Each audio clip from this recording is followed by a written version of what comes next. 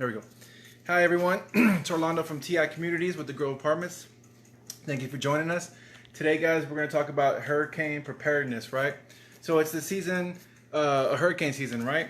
And so hurricane season, guys, I want to say starts from June 1st to November 30th. Let me see, I wrote it down here, guys.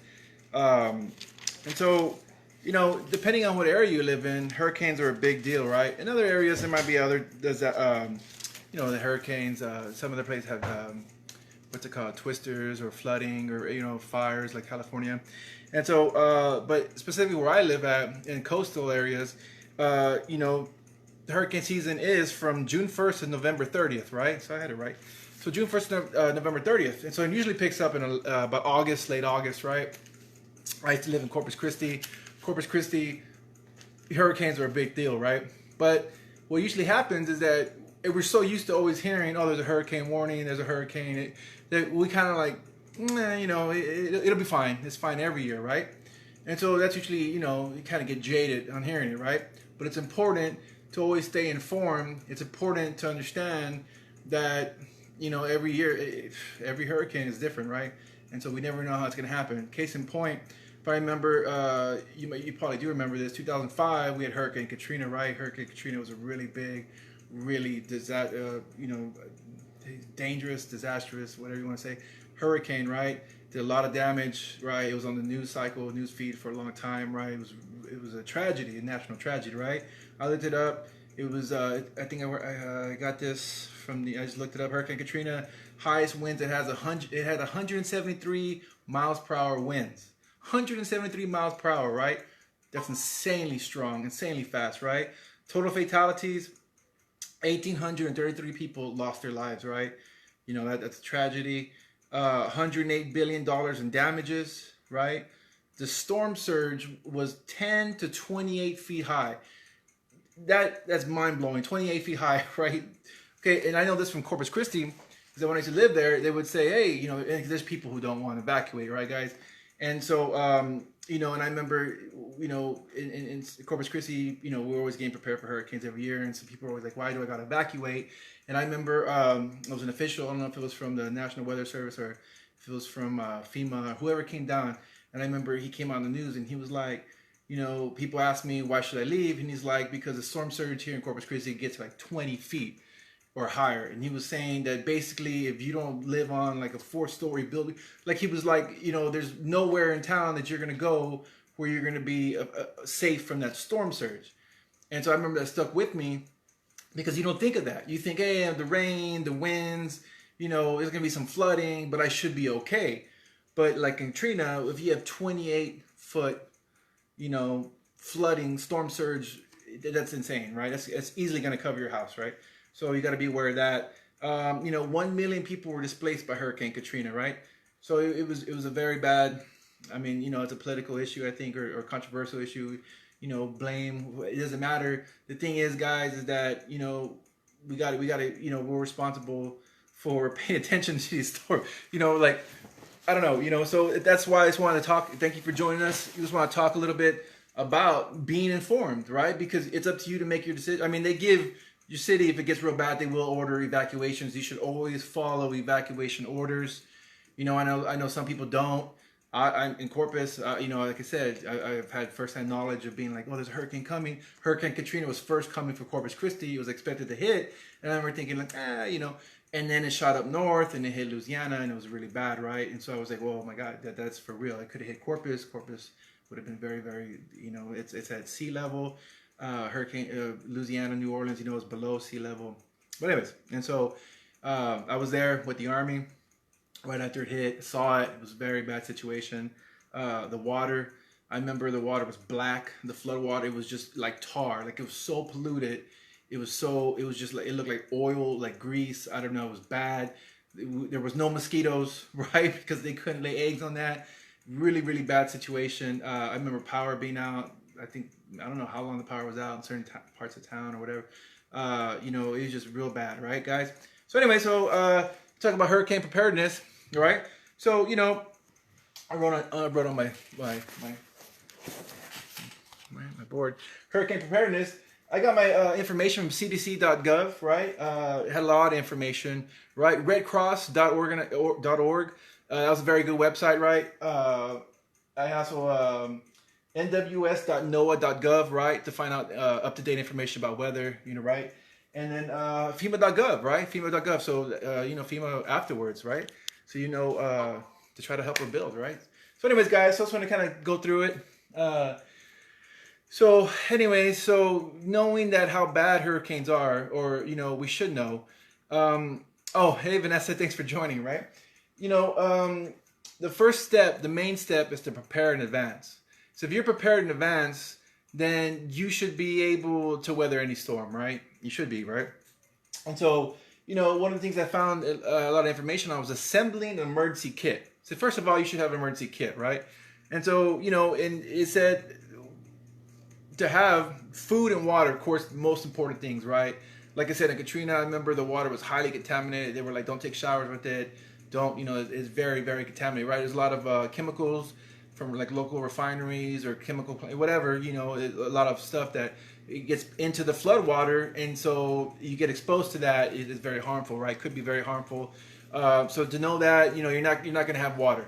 Even your local water supply could be contaminated, right? You shouldn't drink it. That's why they tell you to boil it and all that. But so for sure, guys, get water. If you're planning to evacuate, they say to get 3 days worth of water, right? And they said if you're planning to stay in your home, they have 2 weeks worth of water, right? And so it said you got to plan for each person. You should have 1 gallon, a gallon of water. I like 1 gallon per person per day, which actually is not a lot of water, because. Well, for drinking purposes, right? But you probably want to shower, you want to brush your teeth. So 1 gallon for you to drink all day is pretty good. But if you include showers, you go through that gallon pretty fast, right? And so brushing your teeth in the morning, you need some water, right? So that'll go through a gallon pretty fast. So you can go a couple of days maybe not showering, but eventually you're gonna be like, man, I've done it, right, in the military. But anyways, guys, and so the thing is that they also recommend that if you're gonna stay, you're not leaving, to fill up your bathtub with water. A lot of containers you have, fill it up with the tap water, right? You're gonna use that for shower, you use that for the toilet, right? So you need water, guys. Very, very important, right? You don't really want to take shower with any flood water or anything like that, right? It's not a good idea. Same thing with food. You want to have 3 days of food if you're evacuating, right? 2 weeks of food if you're staying home. I don't know. It's just you know what food to get. Tuna cans, right? Canned food. I like getting these packets of tuna, right? You could just tear it open. The Bumblebee has the spoon already in there, right? I'm just used to eating stuff like this, right? Oh wait, I have to turn around. I get the Bumblebee. Also get the Star Kiss, stuff like that, right? Non-perishable. I mean, well, it's pretty much non-perishable, right? The cans, you know how all that stuff, right? So that's the food you want. Stuff that's not going to spoil. Stuff that you're not going to worry about. That it's hot. Your electricity cut off. It's not going to rapidly gain in temperature and spoil or something. It's pretty well preserved. Flashlights. You got to have flashlights, right? Extra batteries. Expect the power to be shut off. It's going to get very hot.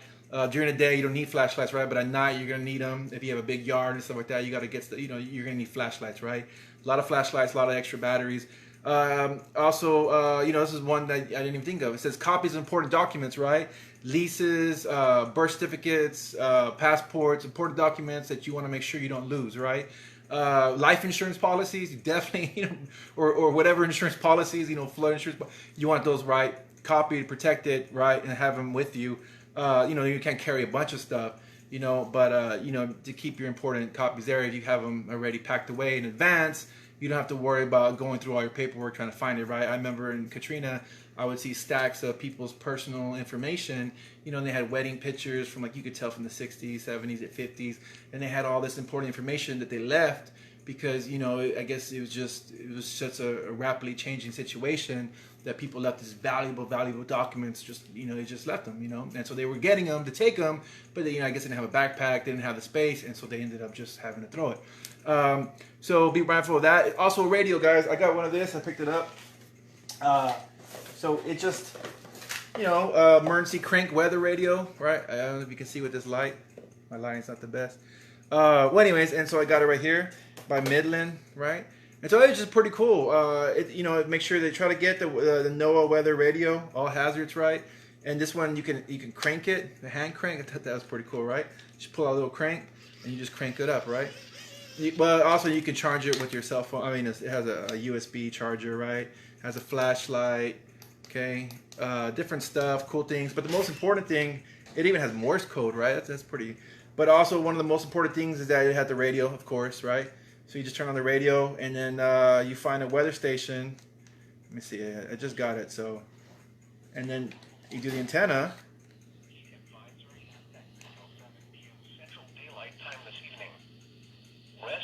NOAA station, right? And so you can find one in the area. They have them listed. You know, this is a very good thing because you want to hear the weather updates, right? Especially if you're staying home. You know, it has flashlight, it has a solar panel. So there's a lot of stuff for you, right? Pretty good. Get one of these guys, right? Because if you're at home, especially if you're at home, you want to keep up to date with the news. And because your TV's going to be cut off, your phone chargers, I mean, you're going to run out of cell phone battery, right? And so you're going to be pretty much cut off, you know, depending on how bad the storm is, right? And so, you know, as long as you're informed, everything will be okay, right? You know what's going on. They'll let you know when it's safe to leave the house, or, you know, if you, whatever's going on, or if you got to get out of there. One of the important things with Katrina was that after the storm hit, there was a couple, like 2 days or something where things would seem kind of normal. And then the levee busted on the 3rd, right, or something like that. And then everything got really, really bad, okay? So just, you know, it's always good to be connected to that information. So assemble an emergency kit. Also, what else was I going to say? I had that little paper of stuff to get, but it was basically like make sure that you have, if you're going to take pets with you, make sure you have stuff for your pets, right? Leashes, you know, all types of stuff that you need, you know, I don't know if it's medication, but also have medication for your family members, right? If you have older members in your family, they need medication, contact lenses, glasses. If you have babies, you need diapers, you need, you know, baby food. There's a lot of things taken into account, right? And so you want to have all that already prepared, right? You want to have a first aid kit, of course. You know, you got to have a first aid kit, okay? And so, you know, what else I have it wrote down here? Let's see. Deluxe, okay, medicals, okay, meds, right? You don't think about it, right? Maybe some Tylenol, maybe some for infections, right? Neosporin and all that, right? You want to have that already in your first aid kit. Sanitation, sanitation, guys. You already know with the COVID-19, that toilet paper disappears off the shelves. It's like a commodity, right? And during these type of situations, right? So if a hurricane's gonna hit and it's you know, it's about to hit and you didn't leave, you didn't evacuate, right? Toilet paper is probably not good luck, right? So especially after we already know how this goes, right? Toilet paper, personal hygiene items. Make sure you already have that stocked up, especially if you're not leaving. Personal documents, cell phone and charger, right? Family and emergency contact info, okay? Extra cash, right? You gotta have extra cash, right? So in other words, if the power goes down and you have all your money on a debit card and you're like, hey, we need gas, we need, you know, we're gonna travel out of here, whatever's gonna happen. Well, if there's no power, then your debit card is basically worthless, right? So you want to maybe have some cash. Emergency blanket, maps of area, right? Don't rely on GPS and there's no power, right? Okay, so, you know, that's all pretty good stuff to be aware of, right? In case of emergency. And so, you know, yeah, medications, you know, some things like that we just kind of overlook, right? We forget about. So anyways, get emergency supplies, right? You know, there's a lot of things. If you're going to stay, even if you're not going to stay, well, you got to board up your windows, right? And so a lot of this wood is already, you know, you might not have the time, but you know, you want to measure towards your windows, right? It's got to be, you know, the pretty good, you know, fitted for your house, right? So that takes time. So if you don't have that when a hurricane's already about to hit, you know, then you got to be outside scrambling, right? So you want to have that already prepared. You already have some wood stored away in your garage or something where you can just pull it out, nail real fast. You know, you already know what piece goes where. You can even write it on there, right? This is for the top left window, front house, right window, whatever you want, right? So it doesn't take that long, right? You don't have to go buy wood. Everybody's going to be out there buying supplies. So you don't want to be stuck in line, right? I remember, I forgot what hurricane was when I was a young, maybe teenager. And so I remember we waited to the very end to leave. We finally got out of Corpus Christi. And so you get on the freeway and it was just gridlocked. You know, freeway literally gridlocked. I want to say grimlock, right? What am I? And so it was really gridlocked all the way, I think, to San Antonio, right? I mean, you're talking about a 2-hour drive, bumper to bumper, no one's moving, okay? And that's the last spot you want to be at when a hurricane's coming to the area. Don't want to be stuck on a freeway, super hot, baking, and it's like, oh my God, this ain't going nowhere, right? So don't wait till the last minute, right? But so then also household evacuation plan. So if you do plan on staying, right, make sure that you know your local shelters in town, right? Last thing you want to do is not know where the shelter's at. Power goes out, starting to flood real bad, and you're like, hey, where do I go, right? So make sure you already know the shelters in your town beforehand. You know different routes, because say you're waiting until the last minute and you want to get to this place and that area is flooded, right? And you're like, whoa, I'm gonna drive around looking for it. So make sure you know several different routes. Make sure you kind of, you just gotta be safe, right? Driving and flood while it's starting to flood is very, very dangerous, right? People try to do it, I think, all the time. When it's flooding, they go and sadly their car gets pushed off. Real easy for the water to push a vehicle off, and in flood water, it's very dangerous. People lose their lives, so be aware of that. Don't try to go into areas that you don't know how deep it is. Just stay away from country roads and all that during these times, right? Get access to NOAA radio broadcasts, like I said about that hand crank radio, right? If you're staying, especially, or like that, like you're stuck on the freeway and it's gridlock, well, you have a radio in your car, right? But protect important document, protect animals, right? A lot of people don't make plans for their animals.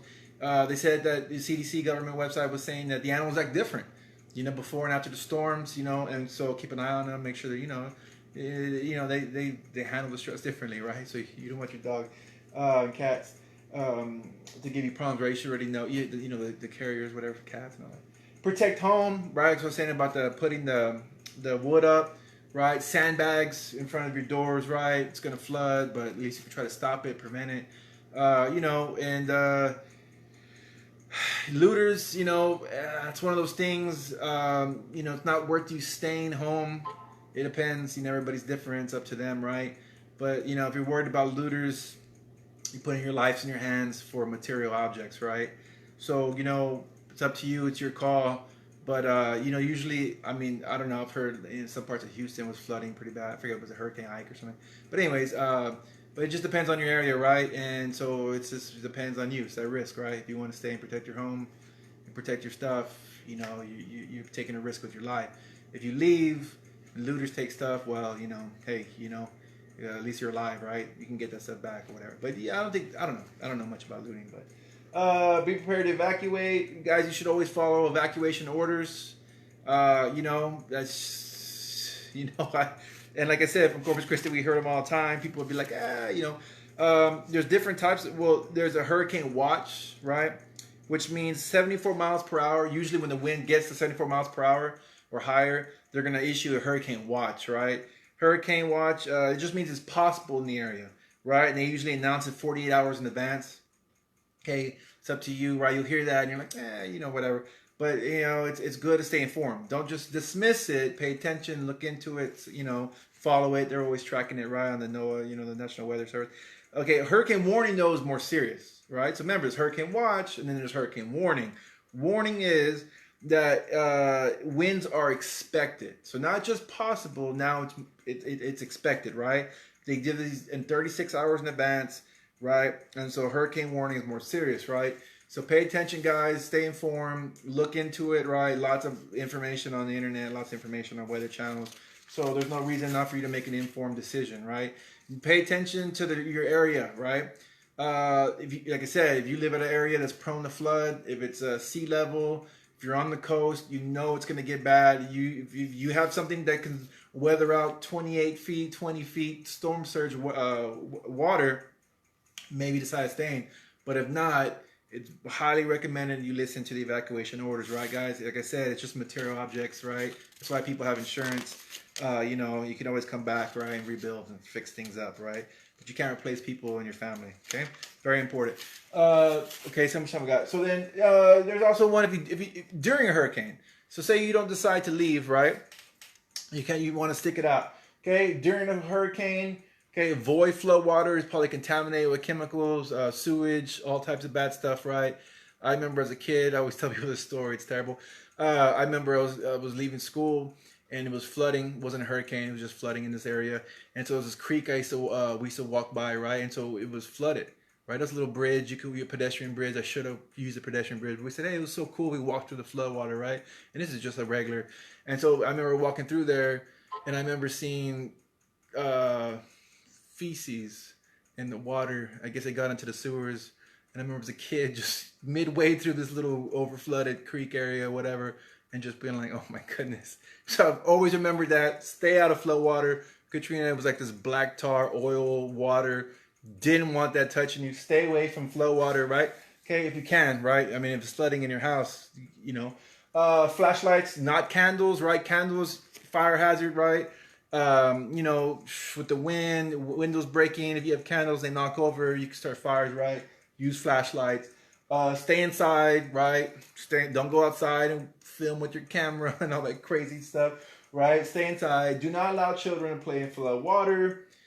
Avoid flood-prone areas, okay? Well, if you're in your house, you're in your house, right?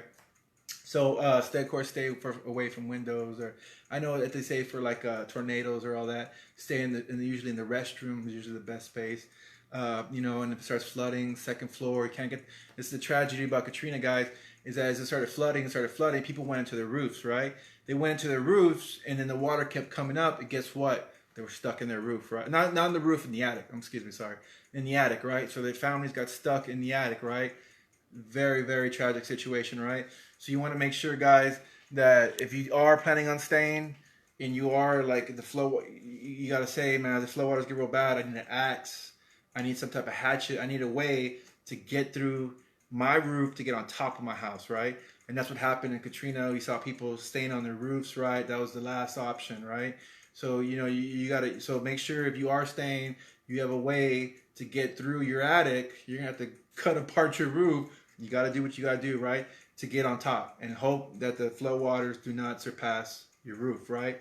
So remember, you're staying home. You're putting your life and your family's life in your hands, right? You got to think of all possible scenarios, right? You can't take the chance to say, hey, man, don't worry. I don't need an axe. I don't need a hatchet.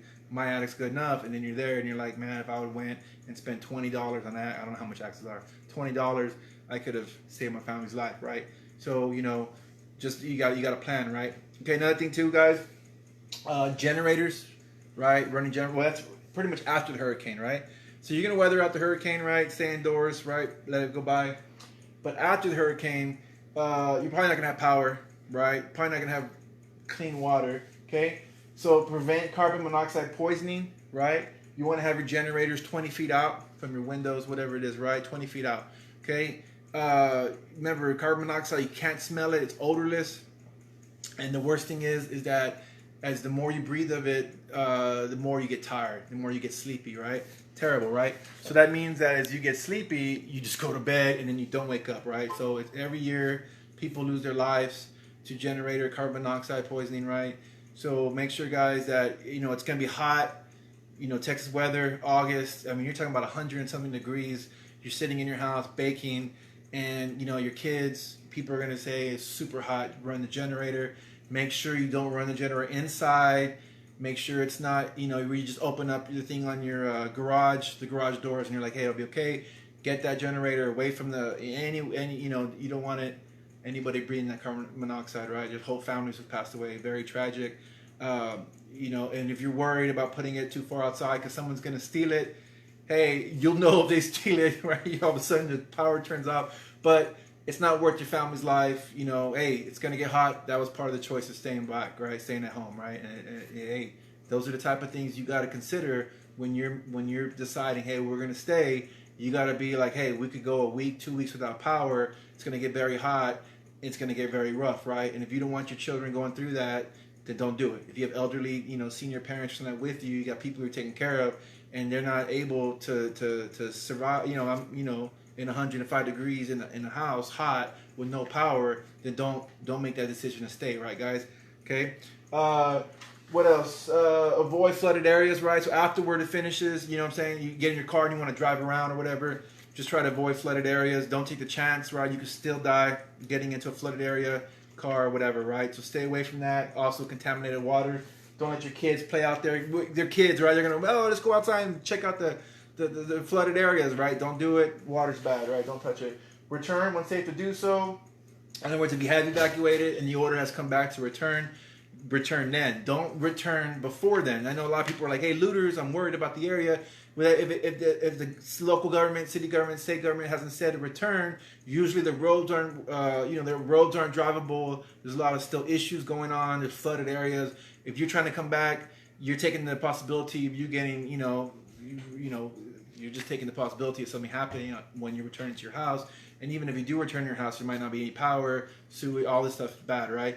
So then, it's that situation now. You're at the house, there's no power, maybe the roads are bad, you can't leave again, and now you're stuck there, right? So make sure they let you know when you can return. Let family know you're safe, right? So if you weather out a hurricane, they're going to be worried about you. I know the Red Cross had a link or something to go, where there's the website to let you know the family you're okay. So family members that are worried, let them know you're okay. Okay, guys. Text them, keep them in contact with phones. If you can't, just try to let them know. They're gonna be worried about you, right? Rebuild with hurricane-resistant features. It says not only just rebuild afterwards, right, but rebuild to make your house, your home more resistant to hurricanes, right? And there was a lot of recommendations on the CDC and Red Cross websites, basically saying, when you apply for that FEMA, your insurance to cover it, don't just rebuild how you had it. Do get more modern updates to, resist as much damage. So guys, if you don't want to make your own emergency kit, I know the Red Cross had some for sale. I remember the Red Cross helping us. I forgot what hurricane last time. They actually gave out relief money, which was really nice, right? A lot of us couldn't work. Your job was like, hey, go home, take care of your family, or leave, right? So then you're talking about a week without work, 2 weeks. So they really helped out. So if you can donate to Red Cross, they really do help out people when they need it. So then also, CDC has recommendations. Also, this 2020 is going to be different from all other, hurricane seasons because, of course, COVID-19. So they say have hand sanitizer, have masks, right? Take that into account. You can still get sick, right, guys? So take care of yourself, take care of your family. What else? The NOAA.gov, right? Weather.